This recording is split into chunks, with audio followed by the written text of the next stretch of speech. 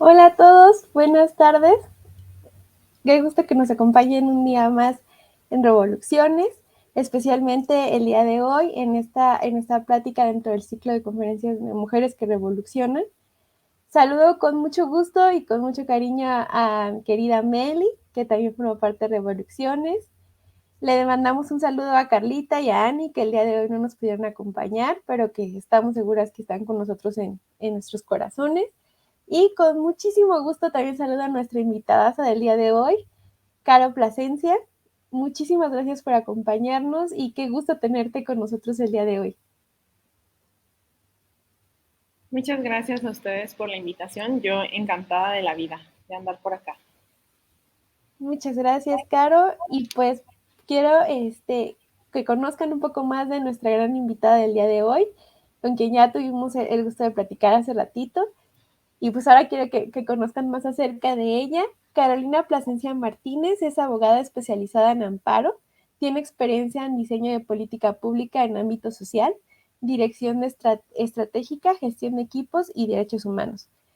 Cuenta con 9 años de experiencia en diseño, gestión, operación y evaluación de políticas públicas y estrategias para la calidad educativa en niveles básico, medio superior y superior.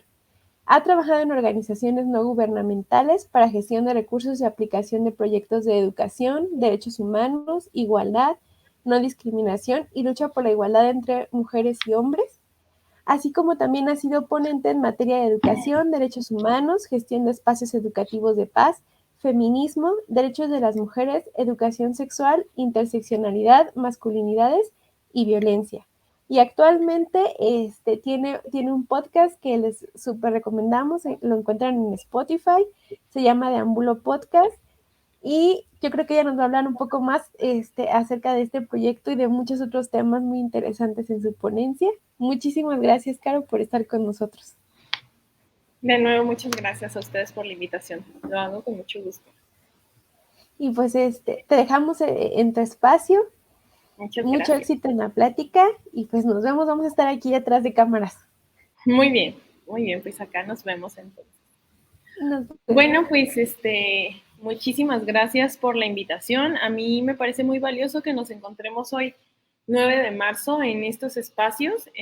Creo que cada vez estamos más acostumbrados a encontrarnos en espacios virtuales y nos posibilitan pues compartir ciertos temas. A mí me gustaría pues compartirles este pequeño tema, no sé si ayer marcharon, si no marcharon, personalmente sí marché aquí en Guadalajara, que es de donde yo soy, fuimos más de 50,000 mujeres, lo cual es muy representativo porque creo que si vemos las marchas que hubieron en 2018, 2019, habían sido marchas muy pequeñas. Guadalajara en general es una ciudad pues conservadora, es una ciudad mocha, tal cual, muy amigable, pero sí muy conservador en esos sentidos. Las marchas llegaban a 1,000, 2,000, 3,500 personas. En 2020 para nosotras fue como un estruendo porque llegamos a ser 35,000 las mujeres que tomamos las calles y este 2023, bueno, pues cifras oficiales hablan de 60,000 mujeres. Entonces estamos felices, estamos cansadas, pero también alentadas de habernos encontrado tantas en las calles, tantas que pensamos que nunca veríamos ahí. Bueno, pues ahí estuvimos ayer. Y a mí me parece muy valioso y por eso quería tomar este tema, que el 8M es el Día Internacional de las Mujeres, de la Mujer Trabajadora, pero siempre hay como esta postura de no hay nada que celebrar, y eso es cierto, o no feliciten a las mujeres, lo cual también es cierto. Y me llama mucho la atención que la postura de muchos hombres es hoy nos toca guardar silencio, pero parece que hasta para guardar silencio necesitan decir que van a guardar silencio, ¿no? Entonces esto nos lleva como a este enemigo común, que es el patriarcado, y a mí me gustaría hablar un poquito al respecto, y por eso preparé este pequeño tema, que bueno, como bien les dijeron, cualquier pregunta que tengan con toda la confianza del mundo, pues ahí está el chat y yo voy a estar muy pendiente de los comentarios. Um, Una pregunta muy recurrente, porque incluso hay un libro que así se llama, que es muy famoso, es si todas, todos y todes deberíamos de ser feministas. Y no lo sé, no sé ustedes qué piensen, pero creo que es una pregunta que nos vamos a estar repitiendo varias veces a lo largo de esta plática. Si todas, todos y todes deberíamos de ser feministas. A mí me gustaría entonces empezar hablando de eso, que el feminismo es un movimiento político y social que entonces busca crear condiciones de igualdad para erradicar todas las discriminaciones y violencias que viven las mujeres. Y a mí me gusta hablar del feminismo, porque así como no es la mujer, somos las mujeres en toda nuestra diversidad, en toda nuestra complejidad, en todas nuestras características e interseccionalidad, pues también los feminismos tienen distintas manifestaciones y tienen distintas corrientes. Tenemos ecofeminismo, feminismo liberal, radical, interseccional, ecofeminismo, y así cada uno de ellos que van generando sus entornos políticos, sociales. Ahora bien, si el feminismo es este movimiento que busca lograr igualdad y eliminar las formas de violencia y de discriminación, entonces, vuelvo a preguntar, ¿todas y todos y todes deberíamos de ser feministas? No sé si alguno de ustedes tenga como una respuesta o alguna reflexión al respecto. Pero creo que incluso a estas alturas podríamos reflexionarlo un poquito más. Creo que aún no tenemos información suficiente para poder contestar esa pregunta. Y otra de las cuestiones que tendríamos que analizar para ello es pues entender las violencias. Si los feminismos buscan erradicar las violencias ejercidas contra las mujeres, bueno, pues ahora entendamos qué son las violencias. Cuando nosotros hablamos de violencia de género, hablamos de un problema estructural. Cuando hablamos de un problema estructural, pues nos referimos a algo que proviene de un reparto desigual. Como por ejemplo la pobreza, la violencia, son problemas estructurales porque hablan de un reparto, de un mal reparto estructuralmente, de algún problema estructural, perdón, por un mal reparto. En este caso, ¿de qué? Del poder, de las garantías y de las libertades. A mí me gusta mucho cuando hablamos de violencia. Bueno, pues estamos en un espacio realizado por mujeres que convergen en el Cinvestav, un instituto del Instituto Politécnico Nacional, y pues otra de las grandes creaciones del Instituto Politécnico Nacional, el violentómetro. Una herramienta súper útil en muchos sentidos. A mí me declaro en este espacio fan del violentómetro porque le veo muchísimas utilidades. Uno, visibilizar las violencias que vivo en cada una de mis relaciones. Visibilizar las violencias que ejerzo en cada una de mis relaciones. Laborales, personales, sentimentales, familiares. La realidad es que si hablamos de que la violencia es un problema estructural, el machismo es un problema estructural, pues evidentemente no podemos partir pensando que hay personas inmaculadas en estos sentidos. ¿Por qué?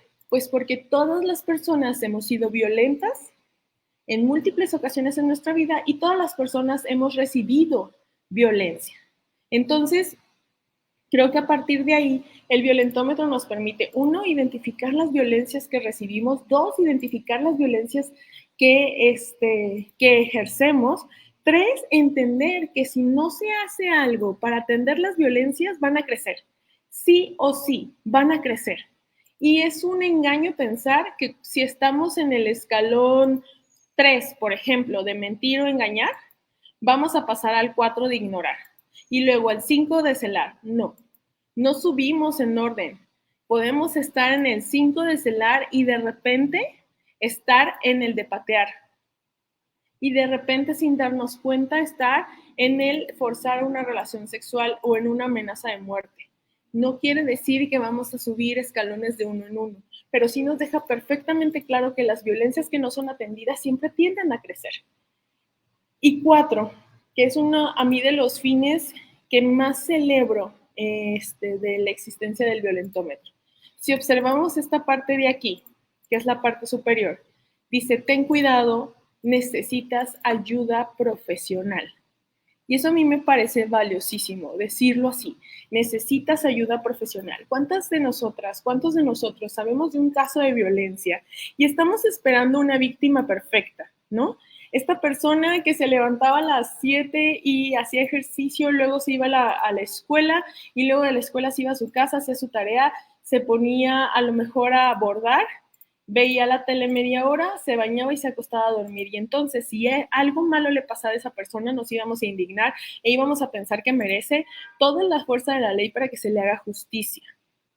Y pareciera que estamos buscando como sociedad excusas o pretextos para que a las personas no se les haga justicia. ¿Qué hace a esa hora? ¿Por qué no se iba de esa relación si ya varias veces había tenido episodios muy violentos? Pues es que algo también habrá hecho ella. Es que no desaparecen a cualquier persona. Si desapareció es por algo. De seguro andaban malos pasos. Y pareciera entonces que estamos buscando, como les digo, esta víctima perfecta cuando incluso hablamos de las violencias para indignarnos y para exigir justicia. La realidad es que ninguna persona merece desaparecer, ninguna persona merece justicia. Se supone que por eso vivimos en un estado de derecho y a quien le tenemos que exigir es a las autoridades para que hagan justicia de acuerdo con las leyes, no tratar de excusarnos en este tipo de situaciones para negarle la indignación, la rabia y la exigencia de justicia a alguien que está pasando por alguna situación. Y justo creo que con esta parte que viene aquí del violentómetro de ten cuidado, necesitas ayuda profesional, nos deja claro que no es sencillo, que hay niveles de violencia que son difíciles de romper, que hay puntos en los que no va a ser tan fácil salir de ahí. Y bueno, pues son como de los puntos primordiales que yo le veo a la existencia del violentómetro. Y bajo esa premisa, entendiendo que son los feminismos como movimiento político y social que trata de erradicar las violencias que viven las mujeres, y entendiendo cuáles son estas violencias y cómo se manifiestan, entonces a lo mejor valdría la pena volver a los conceptos y entrarle ahora sí a este monstruo, ¿no? A este monstruo invisible, a este elefante en la habitación que ahí está, pero no lo vemos, que es el patriarcado. Y es que el patriarcado es como un vocablo que se va permeando muchísimo en nuestras comunidades, en nuestras charlas, en las noticias, incluso en los podcasts. Ahorita les platico yo de eso, pero de repente hay miles de palabras que utilizamos y ni siquiera sabemos muy bien a qué nos referimos.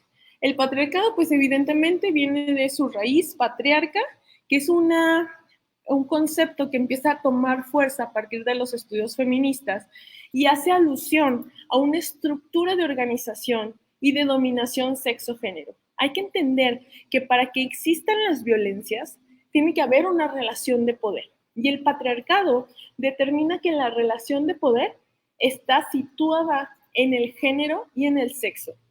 Y a partir de ahí es que orquesta todos estos sistemas de violencia, de opresión y de desigualdad. Entonces, determina el patriarcado el poder en los hombres y lo masculino, y las mujeres son despojadas del ejercicio de sus libertades y derechos. Y podríamos decir, ok, a mí tú me estás hablando de un monstruo de cómics, Caro. O sea, eso no existe. Eso a lo mejor existe, no sé, en tu imaginación o qué sé yo. Sin embargo, pues no lo es. Es un enemigo real, es un enemigo palpable, pero es un enemigo que sabe muy bien disfrazarse. No es algo que nos estemos inventando, ni mucho menos, sino que es algo que nos dice, Caro, de acuerdo a la Constitución, los hombres y las mujeres son iguales ante la ley. Y aparte existe la Ley General de Acceso a las Mujeres a una Vida Libre de Violencia. Y aparte existe el Código Penal Federal y cada uno de los códigos penales del Estado que nos dicen que hombres y mujeres somos iguales y que merecemos los mismos tratos y los mismos derechos. Sí, pero yo sigo ganando 30% menos que lo que gana un hombre haciendo lo mismo que yo hago. Y no yo, todas las mujeres. Sí, pero los sistemas de acceso de salud están basados en nombres y yo no tengo acceso digno a mi salud. Sí, pero los estudios para las vacunas de COVID que ya nos pusimos, todas, todos y todes, se hicieron en su gran mayoría en hombres y nadie se le ocurrió pensar las repercusiones en el ciclo menstrual de las mujeres. Y la ley también dice que no robarás y nos roban. Y la ley también dice que está mal evadir al fisco y lo evaden. Una cosa es la igualdad objetiva, que es la que se sustenta en las leyes, que claro que es importante, pero otra cosa es la realidad sustantiva, que es lo que sucede, lo que se garantiza a partir de esas leyes. Y tristemente, aunque podamos jugar a la falsa mentira de que los derechos de las mujeres están garantizados porque se encuentran en una ley, pues sabemos, como lo podemos observar en casi la mayoría de los demás derechos, que el hecho de estar en la ley no significa que estén garantizados para todas y todos. Entonces, voy a volver a retomar, y perdón, pero constantemente es probable que sea reiterativa. Esa creo que es mi parte de mi pedacito de maestra que siempre sale a relucir. Ya entendimos cuáles son los feminismos y cuál es su lucha principal sin adentrarnos demasiado. Si gustan adentrarnos en algo, con toda confianza y está el chat. Ya entendimos qué es la violencia de género, ya entendimos algunos ejemplos de la violencia de género y además también le pusimos nombre al enemigo común, que es el patriarcado. Entonces me animo a decirlo de nuevo. Entonces, todas, todos y todes deberíamos de ser feministas o no, o nada. Para continuar con esta pregunta, en lo que ustedes van reflexionando su respuesta, y si me la pueden dejar ahí en el chat, se los agradecería. A mí me gustaría platicarles de una anécdota de He for She, que me parece muy valiosa. No sé si ustedes recuerden He for She, fue una campaña de ONU Mujeres que lanzaron por ahí del 2015 o 2016, no recuerdo ahorita con exactitud el año. La embajadora de esa campaña fue Emma Watson y pues hubo muchísima difusión y era tú como hombre, toma un papel activo en la lucha por la igualdad y pronúnciate por nosotras, ¿no? A mí me encanta cuando dicen, ay, es que yo le quiero dar voz a las mujeres indígenas, yo le quiero dar voz a las mujeres racializadas, yo le quiero dar voz a las mujeres trabajadoras. Oye, no son la sirenita, no se quedaron sin voz, ellas tienen su propia voz, tú no tienes que darles voz, tú tienes que guardar silencio y escucharlas. Bueno, pues parece que quisieran hacer algo similar en He for She. Y hay una anécdota buenísima que la pueden encontrar en los diarios, que en México, por esos años, se viralizó que una mujer que tenía varios años en el activismo de los feminismos y trabajando por la igualdad entre mujeres y hombres y contra las violencias patriarcales, empezó su discurso en redes sociales, era muy incisivo en el tema de la igualdad, ¿no? Era alguien que constantemente estaba denunciando todo este tipo de injusticias y demás. Y entonces ella empezó a recibir muchísimas amenazas de muerte. Y bueno, ya sabrán, burlas, amenazas, ofensas constantemente a través de sus redes sociales por su pronunciamiento feminista, ni siquiera por algo grave, ni mucho menos, sino porque a la gente no le gustaba que estuviera hablando del tema. Pues cuando viene He for She a México, le dicen al esposo de esta activista, oye, va a haber un evento muy hermoso en el Congreso y nos gustaría que tú fueras el vocero de He for She en este evento en México. ¿Cómo ves? ¿Te late? Él lo comenta con su esposa y dicen, va, se arma. Entonces ella le dice a él, oye, pues yo tengo años hablando de esto, yo tengo un montón de textos de esto, es más, tengo 800 discursos al respecto. No creo que le haya dicho 800, pero 800 es un número que me gusta mucho. ¿Por qué no me dejas hacerte tu discurso? Yo te hago tu discurso y listo. Y él le dice, va, jalo. Tú hazme mi discurso, le hace su discurso, el evento muy hermoso, y él toma las palabras de ella y las lee en público y las lee ante los medios de comunicación. Las mismas palabras por las que ella había recibido amenazas, había recibido burlas, había recibido ofensas. ¿Y qué creen que pasó? Bueno, pues lo que pasó es que hubo aplausos, gritos, porras, lágrimas, es que de verdad hasta la gente le decía de que, wow, tu esposo, o sea, neta, qué mujer tan afortunada eres por el esposo que tienes, la manera en la que habló, estoy de verdad, wow, sorprendido. Y ella sabía que su esposo era una gran persona. Ella lo sabía, pues ella por eso había decidido estar en ese matrimonio.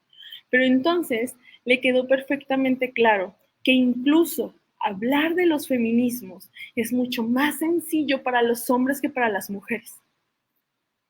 Incluso hablar de estos temas que nos violentan era más reconocido y plausible para los hombres que para las mujeres. Y entonces eso como que abrió una nueva perspectiva de lo que estábamos buscando y de lo que estábamos queriendo hacer. Entonces, entendimos, o muchas de nosotras entendimos, que no estamos buscando aliados, no estamos buscando hombres feministas, estamos buscando personas, hombres que decidan romper el pacto. No queremos que nos den voz, no queremos que ocupen nuestros espacios. Ayer tuve el honor de que me invitaran a una empresa muy grande aquí en Guadalajara que se llama Bosch, es una empresa alemana. Y yo les decía, y de verdad lo decía de corazón, de que muchas gracias, es que muchas gracias por venir de morado hoy, que ven, qué chido que vengan vestidos de morado, qué chido que digan, ah, sí, el espacio de mis compañeras, pero con todo respeto no me sirve de nada. No me sirve de nada si en la junta las van a seguir interrumpiendo, si en la junta les van a querer seguir explicando el tema en los que ellas son expertas. Ellas no necesitan eso. Ellas necesitan a alguien que rompa el pacto. Ser la persona que cuando alguien está haciendo un chiste machista no se ría. Y no solo no se ría, le diga, está bien feo tu chiste. Perdón, no sé si puedo decir majaderías, entonces me estoy censurando un poco, porque soy un poquito grosera. Una disculpa. Ellos no necesitan que se pongan un moñito o que pongan en su estado de Instagram que todas las mujeres merecen vivir una vida libre de violencia, necesitan que se salgan del grupo de WhatsApp donde comparten fotos íntimas de mujeres que no dieron consentimiento para que fueran compartidas. Necesitan que le señalen a su compa que está compartiendo pornografía, que compartir pornografía es un delito. Eso es lo que se necesita. Entonces, más que un feminista, más que un aliado, necesitamos hombres que rompan el pacto patriarcal y se posicionen del lado de las mujeres. Porque tristemente, a lo que nos dimos cuenta con la anécdota de He4She y con muchas cosas que pasan en el día a día, muchas veces los hombres escuchan más a otros hombres que a las mujeres. Entonces, sean esa voz crítica que va a señalar y que va a dejar de ser un espacio seguro para acosadores, para violentadores y para gente que se dedica a burlarse. ¿Cómo podemos entonces, no? ¿Cuáles son algunos ejemplos? Creo que ya les di algunos de romper el pacto patriarcal, y aquí me robé esta bonita infografía de Casi Creativos que nos dice, pues, justo lo que les decía, salirnos del grupo de WhatsApp donde se mandan nudes sin su consentimiento, porque además, ojo, esto es un delito. Ya tenemos a nivel nacional la ley Olimpia y es violencia sexual digital y es un delito. Dejar de relacionarte con hombres que acosaron, y esto es una realidad y no solo una frase o un cliché que se ha puesto de moda. Esta parte de cómo puede ser posible que yo y que todas mis amigas hayamos vivido violencia, hayamos sido acosadas, y tú y todos tus amigos hombres no conozcan a ningún acosador. Como que las cuentas no salen, ¿no? O es uno que nos anda acosando a todas y que casi ningún hombre conoce, o alguien aquí está mintiendo. Entonces, de verdad, señalarle las violencias a otro hombre y dejar de relacionarte con aquellas personas que saben que tienen conductas violentas es otra forma de romper el pacto patriarcal. Dejar de ejercer gaslighting, esta parte de este micromachismo que se reduce a decir, no, ¿no te parece que estás exagerando? A mí no me parece que lo que hizo fuera para tanto. ¿No andas hormonal? ¿No será que por eso te sientes mal y que lo tomaste tan personal? Ay, ven, es que les digo que está loca. Dejar de aplaudir chistes misóginos, cuidar el contenido que consumimos. Lo que consumimos en TikTok, en Twitter, a mí me gusta mucho hacer una dinámica en cómo reaccionamos ante un caso de violencia, cómo muchas veces somos indiferentes, cómo muchas veces juzgamos a la víctima, cómo muchas veces nos burlamos de la víctima porque encontramos algo gracioso al respecto, según nosotras y nosotros, y cómo pocas veces somos ese espacio seguro donde la persona puede hablar, donde puede sentirse en confianza, valga la redundancia, puede sentir que va a estar siendo acompañada. No es, sí, vente, vamos a denunciar, es qué quieres hacer, qué necesitas hacer para sentirte mejor. Y a mí me gusta mucho, bueno, he trabajado mucho en escuelas y hay un método que se llama Kiva y me gusta mucho ponerlo como ejemplo porque en Finlandia implementaron este método para combatir el acoso escolar. No el acoso de género ni mucho menos, pero sí el acoso escolar y dio grandes resultados. En lo que consiste Kiva es en ampliar la visión de las personas que intervenían en una situación de violencia, en este caso de violencia escolar. Porque cuando hablamos de violencia escolar hacemos un montón de estrategias para las víctimas. Hoy hacemos un montón de estrategias para prevenir el acoso. Pero entonces en Kiva le dieron juego a otro factor que también es muy importante, que es esta persona que no es ni víctima ni acosador, pero que es testigo de lo que está pasando.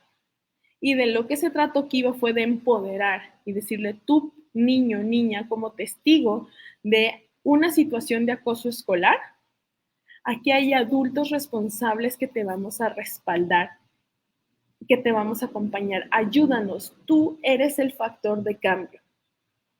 Porque la víctima no va a venir a decirme porque tiene miedo. Porque el violentador tampoco va a venir a decirme porque está feliz haciéndolo y justo lo que quiere es anonimato. Pero tú eres el factor de cambio, tú eres la diferencia para que realmente pues se pueda hacer algo al respecto. Y así fue como empezó a trabajar Kiva, con ese tercer elemento en el círculo del acoso o en el círculo de la violencia que se estaba observando y dio grandes resultados. Y creo que entonces aplica perfecto para los temas de violencia de género también. Y no se trata solo de ir con las partes que intervienen, al contrario, se les decía a las niñas y a los niños, no tienes que ir con la víctima y decirle, aquí estoy, yo te defiendo, ni tienes que ir con el agresor y decirle, no, espérate, no lo hagas, no. Puedes ir con la persona responsable, con la autoridad, con un adulto o en este caso, pues de acuerdo a las estructuras de poder de donde nos estemos relacionando, con alguien que esté fuera, pero que tenga autoridad para hacer algo al respecto de lo que está sucediendo. Entonces, si combinamos este papel activo dentro de las situaciones de violencia con acciones para romper el pacto patriarcal, podríamos aspirar a que la que creo yo que es una de las metas y que por ahí me gustaría como terminar, que es justo convertirnos en un espacio seguro e igualitario para todos, ya sea nuestra escuela, ya sea nuestra aula, nuestra casa, nuestro círculo de amigas, amigos, amigues o incluso nuestros espacios laborales que se puedan convertir en un espacio seguro para todas, todos y todes, en el que podamos compartir, en el que podamos confiar y en el que podamos estar libres de violencia. Soy aparte una convencida de que la información para eso sirve. Este tipo de espacios, los foros virtuales, los presenciales, las redes sociales, sirven para tener información. Creo y estoy convencida que uno de los facilitadores más constantes de la violencia es la falta de información al respecto y la falta de redes de apoyo para poder salir de alguna situación que está siendo nociva para nosotras, nosotros o nosotres. Justo por eso, en 2020 empecé con un podcast que se llama Mañas y Maneras, en donde empecé a hablar distintos temas desde la perspectiva del género. La comedia, actualmente hago stand-up, si alguien está por Guadalajara, pues por acá nos podemos ver. La comedia es un espacio muy misógino si se lo propone. Y luego hay espacios comunes súper violentos a los que llegan los chistes, ¿no? Que es como burlarte de la violencia intrafamiliar, burlarte del acoso sexual, burlarte del abuso sexual infantil. Pareciera que a muchas personas que hacen comedia lo peor que les pudo haber pasado fue casarse porque se dedican a hacer chistes sobre sus parejas y demás. Entonces, empecé a hacer stand-up desde una perspectiva de feminista, buscando siempre posicionar algunos temas y replanteándonos estas cosas de las cuales nos reímos, porque creo que sí es muy importante poner atención qué nos da risa y de qué nos reímos y cómo nos reímos de ciertas circunstancias. Ahí me encontré con un montón de personas, un montón de morras maravillosas y también de hombres que están replanteando la manera de hacer comedia, no para dejar de dar risa, al contrario, lo que queremos es seguir dando risa, pero posicionando estas nuevas maneras de relacionarnos. Y soy entonces una convencida de que nuestro contenido, nuestro consumo, tiene mucho que ver con cómo nos relacionamos. Creo que muchas de las cosas que hacemos es porque no las vemos o no las visibilizamos como lo que son desde un panorama un poco más completo, un poco más amplio. Entonces empecé a tocar como varios temas ahí, de la comedia, de a lo mejor las mujeres en las áreas STEM. Tengo por ahí un episodio con una persona que quiero mucho, que es Cristian Celedón, que es un amigo que trabaja en la U de Chile y que está haciendo varios proyectos para involucrar a más niñas y adolescentes en las áreas STEM. Por ahí también de repente hablamos de algunas notas de la política mexicana y las empezamos a desarrollar a partir de la perspectiva de género, pero luego pasó algo que varios de mis amigas y amigues que dan clases me decían, es que cuando en mi grupo me preguntan algo de género o así, o de violencia, de repente me trabo y les digo, ya sé, escuchen tal episodio del podcast de Caro. Y entonces cuando me empezaron a decir eso varios amigas y amigues, dije, no, en ese podcast digo muchas groserías. Y entonces quise empezar este proyecto nuevo que es Deambulo Podcast, que acaba de nacer, está chiquito todavía, quiéranlo, ojalá me puedan acompañar para ver cómo va creciendo, pero la intención es tomar una noticia e irla desarrollando desde una perspectiva de género donde podamos cuestionarnos varias cosas y podamos con ello ir aprendiendo nuevos conceptos y pues generándonos herramientas para visibilizar las violencias y en medida que las vamos visibilizando es muchísimo más sencillo combatirlas y hacer algo al respecto para que no sigan creciendo. Ahora se intersectó la creación de Deambulo Podcast con las jornadas previas al 8 de marzo, la conmemoración del Día de las Mujeres Trabajadoras. Entonces hicimos una pausa al tema de las noticias y empezamos a hacer pequeños episodios sobre algunas cuestiones más relacionadas con las protestas del 8 de marzo.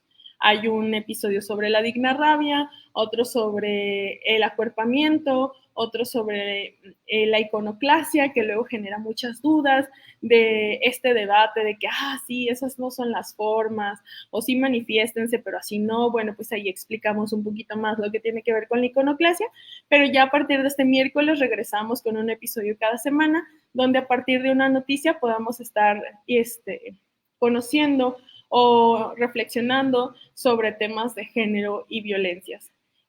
Cualquier cosa también comparto un par de círculos de lectura, uno de ellos es virtual, otro de ellos es presencial, pero pues esa es la invitación, ¿no? No se trata del 8M o de la jornada previa al 8M, se trata de que las violencias machistas, las violencias estructurales, las violencias patriarcales las vivimos todos los días.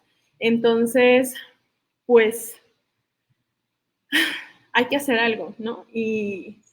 Y no solo hay que hacer algo los días naranja, que son los días 25 de cada mes, ni solo el 8M o el 28 de septiembre, que es por la lucha de la libertad sobre decidir sobre nuestros cuerpos, sino cada uno de estos días. Y cuenten conmigo como una aliada para conocer, para investigar, para debatir, para reflexionar cualquiera de esos temas. Creo que de mi parte es todo. No sé, creo que no me extendí demasiado, eso me da gusto porque siento que mi voz es muy cansona, pero si ustedes tienen algún comentario, alguna pregunta, pues estoy completamente a sus órdenes.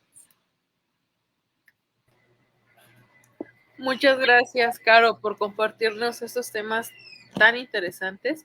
Y si nos permites, tenemos algunas preguntas que queremos hacerte. La primera de ellas, que surge ahorita en donde me encuentro, es ¿por qué utilizan el color morado o el verde o el naranja, por ejemplo, para distinguir el 25N? ¿Nos podrías ilustrar un poquito con respecto al uso de los colores? Sí, bueno, pues hay como muchas como corrientes al respecto. El uso del morado en un inicio se empezó a asociar con esta parte de la igualdad, de decir, ok, socialmente, de acuerdo con los roles de género en muchas partes del mundo, el rosa se asocia a lo femenino, el azul se asocia a lo masculino, y así es como nos han querido dividir como que por los siglos de los siglos, y tomaron el rosa, tomaron el azul, los mezclaron y dijeron, vamos a tomar el morado como color de la igualdad, como esta parte que no es unos contra otros, sino que de verdad valemos lo mismo. Y luego dicen, es que ¿por qué igualdad? Por ejemplo, si fuera igual, así como hay instituto de las mujeres, habría instituto del hombre, ¿no? O cosas así.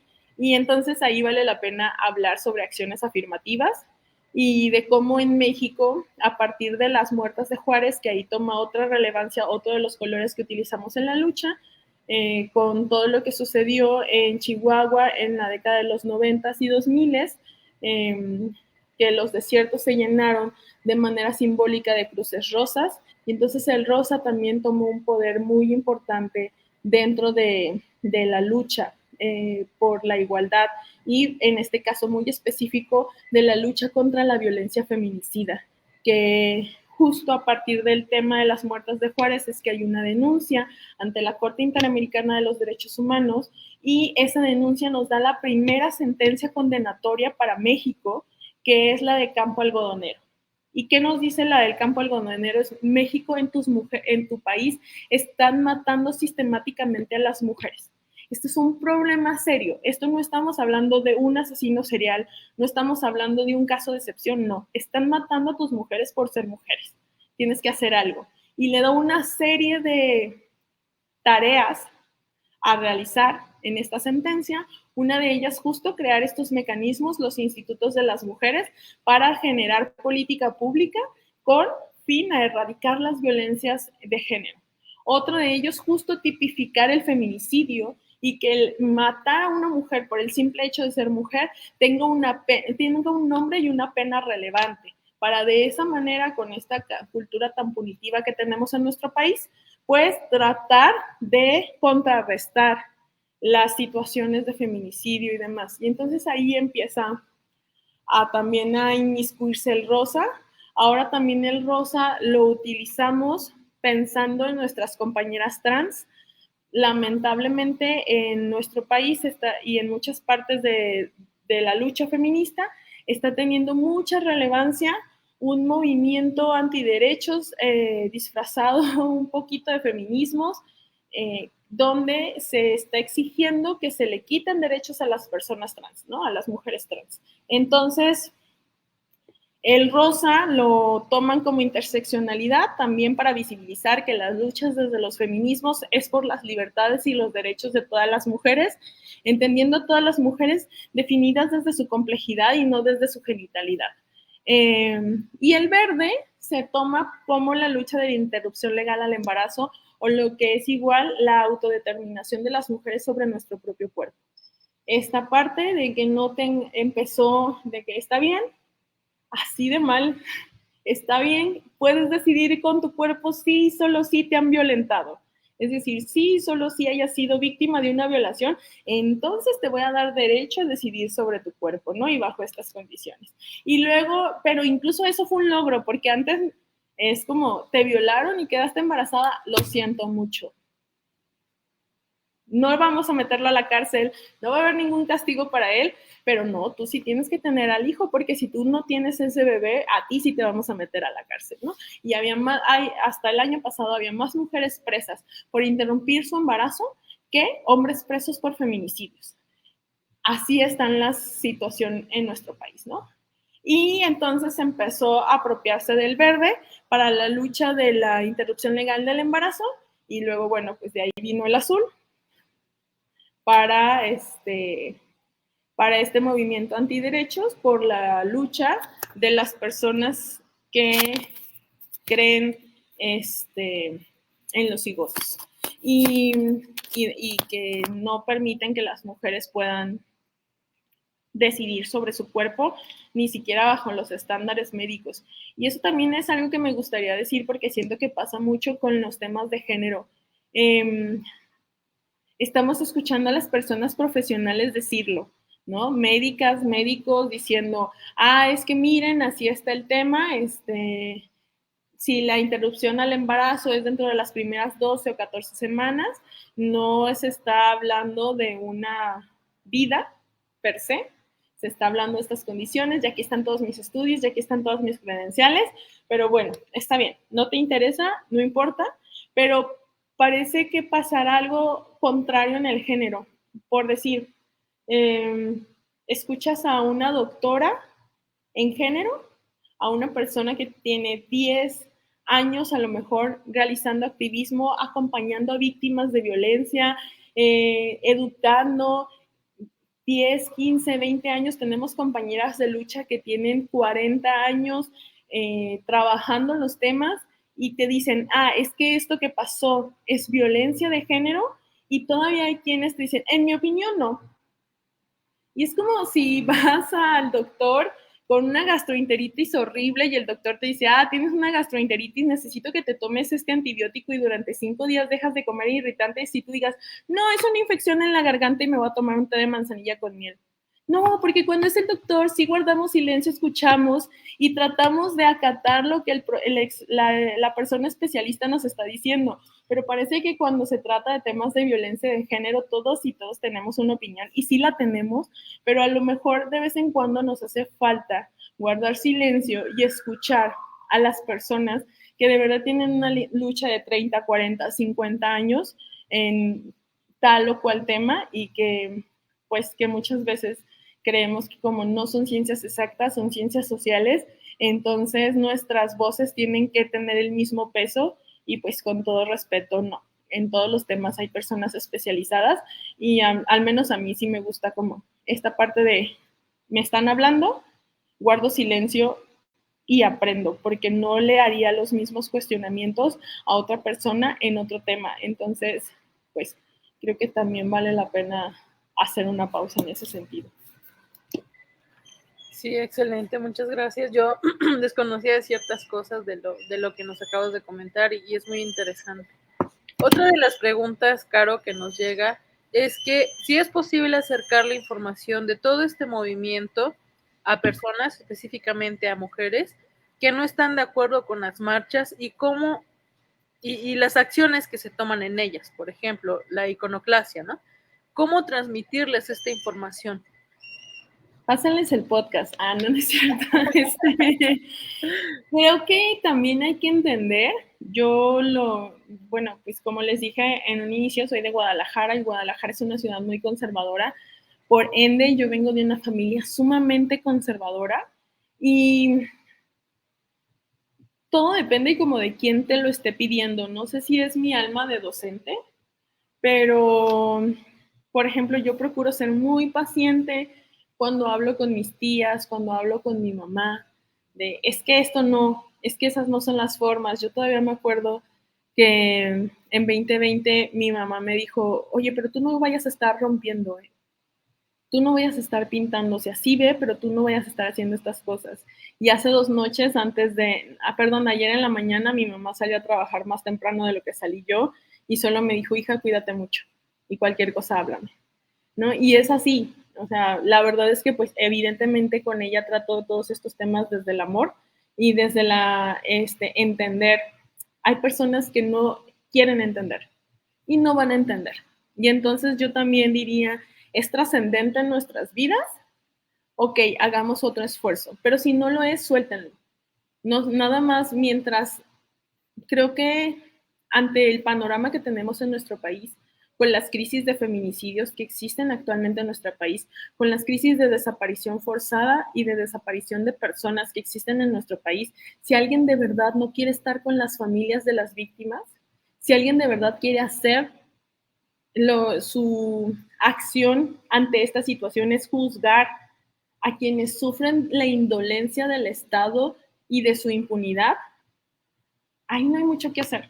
Mejor trabajemos con las personas justo que tienen dudas, que te dicen, es que yo no entiendo por qué rayan, yo no entiendo por qué rompen, yo no entiendo por qué, bueno, pues porque el espacio público ha estado reservado para los hombres durante la historia, porque en México apenas vamos a cumplir 70 años que podemos votar las mujeres. Y a pesar de eso, todavía de lo que les hablaba, una cosa es lo que dice la ley y otra cosa es la realidad. Cuando pudimos votar, también votábamos bajo ciertas condiciones y bajo ciertas circunstancias. Y ni siquiera el día de hoy podemos asegurar que todas las mujeres mexicanas tenemos y gozamos cabalmente de nuestros derechos políticos electorales. Y porque ayer decían, hubo un caso muy famoso aquí en Guadalajara de un estudio de tatuajes que ayer sufrió varias intervenciones por parte de las compas feministas, porque había muchas denuncias de un tatuador que cometía abusos y la autoridad no hizo nada y el estudio no hizo nada y pues entonces lo hacemos las morras porque pues así nos han orillado a hacerlo. Y yo me acuerdo mucho de, ay, no me quiero equivocar en el nombre, voy a checar aquí mis notas, pero si no me equivoco es Yesenia Zamudio, pero denme un segundito porque de verdad no lo encuentro bien, pero bueno, no, sí lo quiero decir bien, no quiero regarla en eso, que creo que fue en la marcha de 2019 que ella salió y pues su hija fue asesinada, fue víctima de feminicidio y dice unas palabras que creo que ante eso ya no podemos decir nada y nos dice, yo estoy aquí porque me mataron a mi hija y vengo a exigir justicia por mi hija y por todas las que han matado, porque apenas nos enteramos de un caso de feminicidio cuando ya sabemos de otro y de otro. Entonces, quien quiera quemar, que queme, quien quiera romper que rompa, quien quiera rayar, que raye, y quien no quiera, que no nos estorbe. Y de verdad, les insto a pararse y decirle, no lo hagas, es que no son las formas. Es que si se manifiestan pacíficamente, es que ya nos hemos manifestado pacíficamente. Es que hubo una compa súper valiente que se puso a bailar en contra de las violencias patriarcales en una plaza pública y lo que hicieron fueron memes y burlarse de ella. Es que hizo la tesis, este movimiento poderosísimo en Chile del violador eres tú, y ¿qué pasó? La convirtieron en un remix del Chavo del Ocho. Es que no nos van a decir cuáles son las formas porque sus formas tampoco hacen nada. Entonces es como ir sensibilizando desde las distintas perspectivas, que efectivamente los vidrios rotos, las paredes rayadas, las puertas quemadas no nos las regresan, pero sí voltean la atención de una sociedad indolente y entumecida por los índices de violencia que hay en nuestro país a decir, ¿qué está pasando? ¿Por qué lo hicieron? Creo que es eso, invitar a reflexionar más allá del acto, a las razones que conllevaron al acto y entonces a lo mejor ya no tenemos una opinión tan ligera sobre las situaciones pues que nos llevaron a eso. Y también escuchan el podcast. Muchas gracias, Caro. Justo a eso iba, que aquí Carla nos hizo el favor de compartir la liga, justo la estoy poniendo para que sigan el podcast porque la verdad suena muy interesante la manera en que lo narras. Ya gracias. Tienes una fan de mi parte, así que ya. Gracias.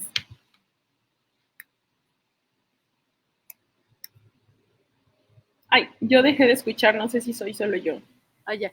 Te vamos a leer algunos comentarios que han llegado de la audiencia. Carla Sandoval Mendoza nos dice gracias por esta charla. Carla Costa nos dice gracias por estos temas tan importantes. También me declaro fan del violentómetro. Debería ser una herramienta que se difunda desde la educación básica. Las infancias necesitan conocerlo. Totalmente. También nos comenta que dice, no sé si todas debamos ser feministas, lo que sí es que considero que todos debemos actuar para eliminar las violencias contra las mujeres, todos. Y también está de acuerdo en que necesitamos traidores del patriarcado. Asimismo, te voy a mostrar unos comentarios de Margot Ángeles, que nos dice excelente mensaje, nuevamente para que sigan el podcast. Y Citlali Anaí nos dice, gracias, Caro, te admiro. Yo también te admiro un montón, Citla. Te admiramos mucho. Y bueno, pues vamos a continuar con algunas otras preguntas. Adelante, Pau. Muchas gracias, Caro, y qué interesante plática y qué conmovedora también al mismo tiempo. Seguimos teniendo algunas preguntas que te vamos a agradecer mucho si nos ayudas a responderlas. La primera es, hemos escuchado como recientemente este término de micromachismos, ¿no? Y se ha difundido mucho como por todos lados.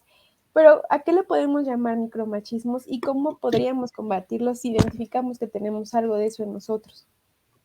Ay, a mí no me gusta en específico el término de micromachismos y luego también se les llama neomachismos, haciendo referencia a como si fueran del siglo XX y tampoco me encanta, lo entiendo porque a lo mejor los empezamos a nombrar como tal hace poco. Voy a voltear un poquito la compu porque siento que tengo un rayo azul en la cara y no me gusta.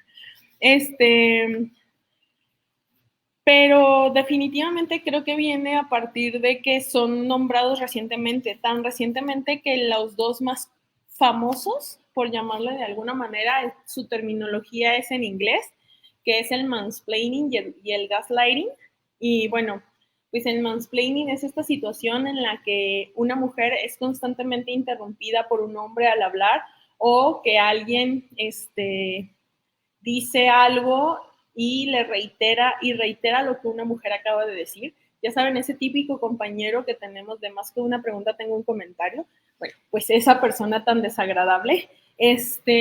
O sabes que una persona es especialista en algo y tú le quieres explicar algo que evidentemente ya sabe, ¿no?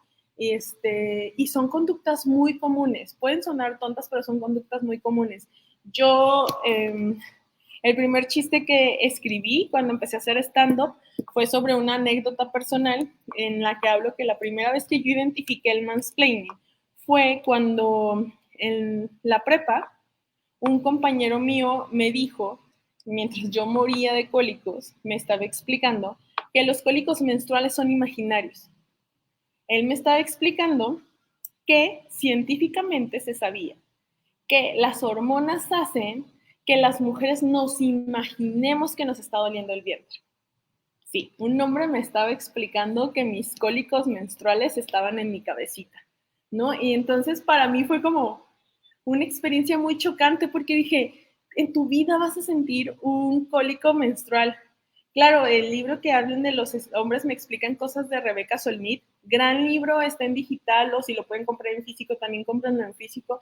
Está chiquito, pero es súper valioso. Y Rebecca Solnit empieza ese libro, ya lo leímos de hecho en uno de los círculos de lectura y fue maravilloso poderlo compartir en los que estoy.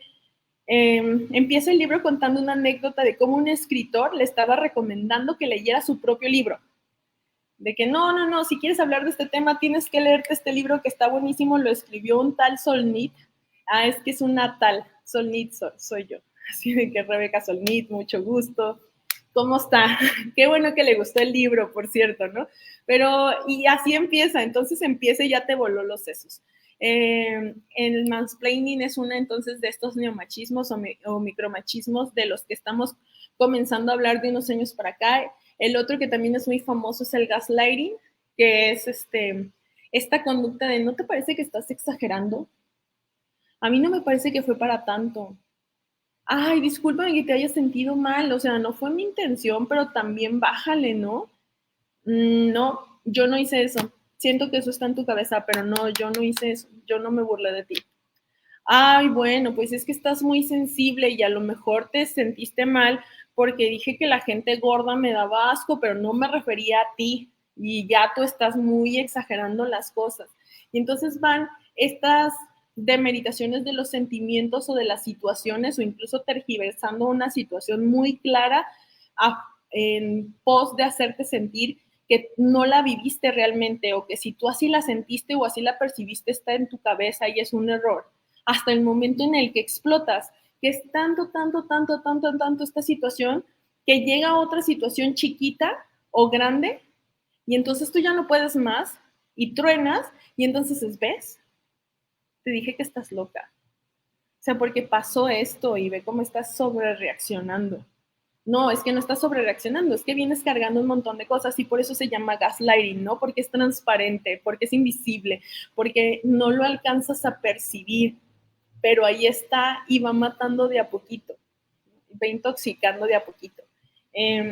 Insisto, no me encanta llamarlos micro porque no me parecen micro, y entiendo que se llamen neomachismos justo por estos años que se tiene hablando de ellos, y creo que sí sería bien valioso entrarle al tema e incluso castellanizarlos, ¿no? Empezarles a poner su nombre en español y empezar a hablar de ellos con mayor constancia para que, pues, como dije hace un ratito, identificar las violencias nos va a facilitar combatirlas. Perfecto, gracias por tu respuesta, Caro. Bien interesante eso que nos hablas, ¿no? Y qué padre. Bueno, yo la verdad nunca había pensado, ¿no? Que en realidad pues, no son tan micro como nos lo platicas. Te leo un comentario de la audiencia que nos acompaña el día de hoy. Muni Castillo, que le agradecemos que esté con nosotros el día de hoy. Ella te comenta, muchas gracias por estas charlas. La pregunta, si de todas debemos ser feministas, me dejó pensando, pero es importante retomar temas para eliminar las violencias. Así es. Y también Moni Castillo nos habla acerca del libro del que ya nos has comentado, el libro que leímos con Caro acerca del mansplaining, el de los hombres me explican cosas. Creo que pues, todos vamos a darnos una vuelta por ese libro y leer y entender, ¿no? lo que nos quiere decir la autora. Pues seguimos teniendo varias preguntas, Caro. Si no hay problema, te podríamos hacer preguntas. Sí, alcanzamos a sacar. Perdón, yo también cuando contesto me extiendo, pero... No, al contrario. Una pregunta que tuvimos como que nos ha resonado mucho a todas aquí en Devoluciones es si las mujeres podemos ser machistas, ¿no? Claro. Bueno, desde mi punto de vista, sí. Es como lo que hablábamos. Obviamente el machismo ejercido por las mujeres nunca se va a dimensionar a la misma proporción que el machismo ejercido por los hombres, pero sí podemos reproducir conductas machistas.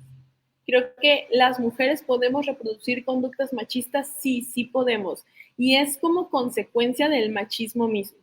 Como esto que explicaba al inicio de que todas las personas vivimos en un sistema violento, entonces todas las personas hemos ejercido violencias contra otras personas y hemos sido víctimas de violencias de otras personas, pues también crecimos, nos desarrollamos y nos criamos en un sistema profundamente machista. Entonces apropiamos conductas machistas y podemos reproducir conductas machistas, ¿no? Esta parte de, no sé si les ha pasado, a mí me ha pasado personalmente, que cuando empecé a tener puestos en donde estaba a cargo de equipos cada vez más grandes, de repente para que tu voz sea escuchada en una mesa, para que tus decisiones sean escuchadas o para que incluso una instrucción tuya sea seguida, te masculinizas. Yo me di cuenta muchísimo de que masculinicé muchísimo mis actitudes, mis expresiones, incluso mi manera de vestir, mi manera de relacionarme con otras personas. ¿Por qué? Porque internamente había aprendido que el poder tenía que ejercerse desde la masculinidad para que fuera obedecido. Y entonces yo sí me acuerdo muchísimo de un compañero mío de trabajo que en una reunión donde había muchas mujeres me pide que lo acompañe a recoger algo y cuando lo acompaño me dice, odio trabajar con mujeres. Odio trabajar con mujeres, todo es un problema, todo tiene que ser así, que quién sabe qué, y así, pero desahogándose muchísimo. Y yo me acuerdo que yo me quedé en shock y lo único que le hice fue así, como, Y me dijo, tú no cuentas, tú eres vato. Y a mí eso fue un baldazo de agua fría de darme cuenta de que me había masculinizado para pertenecer y para ser escuchada. Y que yo no estaba dispuesta a renunciar a lo que era por eso. Y que entonces tenía que aprender yo y enseñarle a las demás personas que estaban en mis equipos o que me rodeaban en mis entornos de trabajo que sin masculinizarme, mi poder, mi decisión, mi liderazgo era válido y era posible. Entonces, creo que sí, creo que todas las mujeres, hasta por una simple inercia, podemos no ser machistas, pero sí reproducir conductas machistas. Y está en eso, en irlas reconociendo poco a poco, aunque soy una convencida de que nunca estas conductas machistas podrán tener las mismas repercusiones o impacto porque las sufrimos más allá de las que podamos ejercer. Estoy convencida que son más las que pueden ser ejercidas en nuestra contra. Okay. Muchas gracias, Caro. Es que sí, esta es una plática muy, muy interesante y estamos reflexionando mucho acerca de todas las respuestas que nos das. Y quisiera, pues acercándonos un poco más al final de la plática del día de hoy, ¿nos puedes platicar acerca de cuáles son los temas y a qué público va dirigido Deambulo Podcast, por favor? ¿En dónde lo podemos encontrar?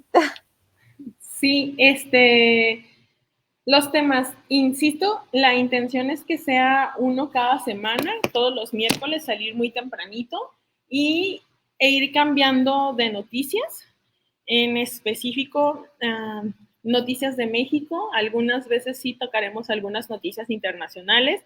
Otra realidad es que yo soy muy futbolera, entonces es probable que por ahí de repente encuentren varias noticias relacionadas con el mundo del fútbol, pero creo que también desde el esparcimiento y desde nuestros consumos cotidianos podemos reflexionar sobre género.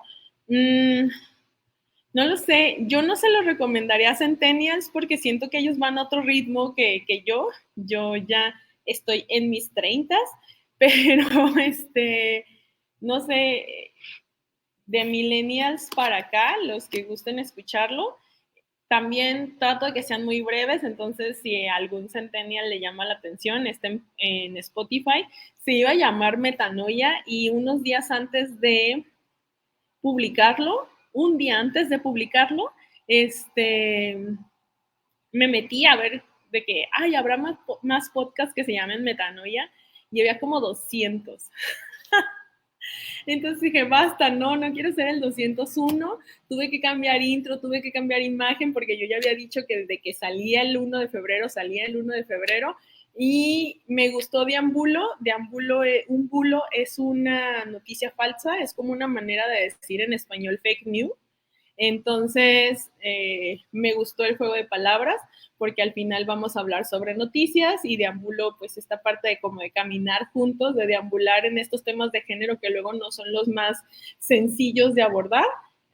Y es el único podcast que encontré que se llamara así en Spotify. Entonces está más fácil que me encuentren si me buscan así, Deambulo Podcast. Todos los miércoles vamos a salir con un episodio cortito. Muchas gracias, Caro. Pues aquí estamos poniendo el mensajito para que busquen en Spotify a Deambulo. Te digo, ya tienes aquí nuevas seguidoras. Muchas gracias. Página, por supuesto, de tu podcast. Y bueno, Caro, pues ha sido una plática muy, muy interesante. La verdad, quedé muy, muy impactada por todo lo que nos comentas y estoy de acuerdo, hablar siempre sobre feminismos es complicado de abordarlos, ¿no? Pero es muy interesante. Y finalmente ya nos diste un mensaje, pero pues esta pregunta se las hacemos a todas nuestras invitadas, ¿no? ¿Cuál es el mensaje que le darías a nuestra audiencia que te ha seguido a lo largo de esta ya casi hora? ¿Cuál es el mensaje que le dejas a nuestra audiencia, Caro? Primero, gracias. Me intento que los conceptos sean más asequibles para todas y todos. Los temas de género y los temas de violencia son complejos en sí. Y traten eso.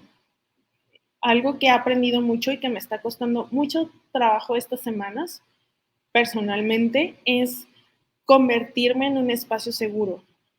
pero no solo para otras personas, incluso para mí.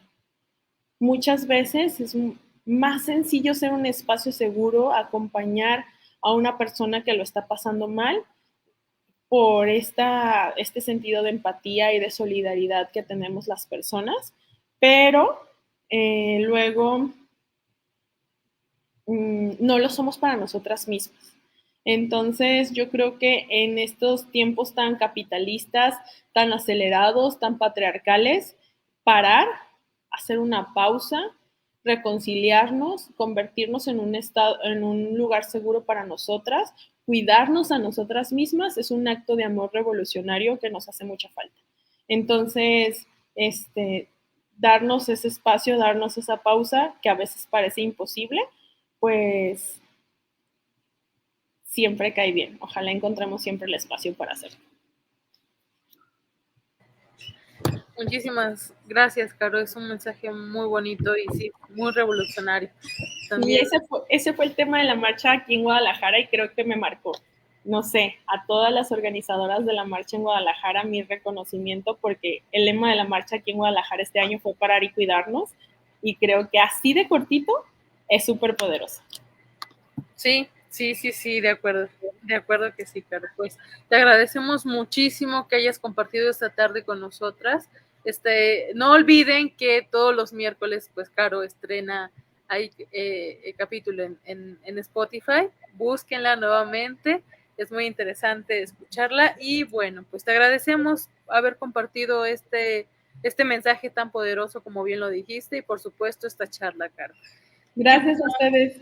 Pues vamos a dar los mensajes ya finales y pues por supuesto estás invitada a que nos acompañes, Caro, porque pues el ciclo de revoluciones continúa. Y bueno, para recordarte que ya todas nuestras pláticas se encuentran en las plataformas de Spotify y YouTube. Las puedes buscar de este año, del año 2021 y 2022, ya se encuentran en YouTube. Estamos trabajando todavía en subir algunos podcasts a Spotify. Y bueno, pues si ustedes capturan este QR, los va a redirigir a nuestra página, a nuestras diferentes redes sociales, como lo son Facebook, Instagram, Twitter, TikTok, por supuesto YouTube y Spotify. Y bueno, como bien les comenté, vamos a ver la siguiente, por favor. Este es nuestro esquema de todas las pláticas que ya hemos tenido. Como pueden ver, van a ser los días martes y jueves, comprendiendo desde el mes de marzo hasta el mes de abril, hasta el 4 de abril. Y pues la siguiente semana vamos a tener también a una súper invitada, que es Anaí Flores, que nos va a hablar de la Her Story de la ciencia. No se lo pierdan este martes 14 de marzo a las 5 p.m. Asimismo, el siguiente jueves 16 de marzo nos estará acompañando la doctora Julieta Fierro, quien nos hablará sobre la historia de una astrónoma y divulgadora de la ciencia. Nuevamente les recordamos que ya pueden encontrar en nuestras redes sociales las pláticas de este segundo ciclo de Mujeres que Revolucionan, la charla que tuvimos con María Advertencia sobre si la ciencia tiene género, a cargo de esta, se me olvidó su nombre, pero de Aletia. Y también la plática que tuvimos el martes sobre las mujeres en la filosofía por Ernestina. Ya las pueden encontrar en las diversas plataformas. Muchas gracias por acompañarnos y nuevamente les dejamos nuestro promocional general, pues para que puedan seguir las pláticas. Muchas gracias a toda la audiencia. Gracias, Caro. Gracias, Pau. Nos vemos el próximo martes. Hasta luego. Nos vemos. Muchas gracias, Caro. Saludos a todos. Ustedes.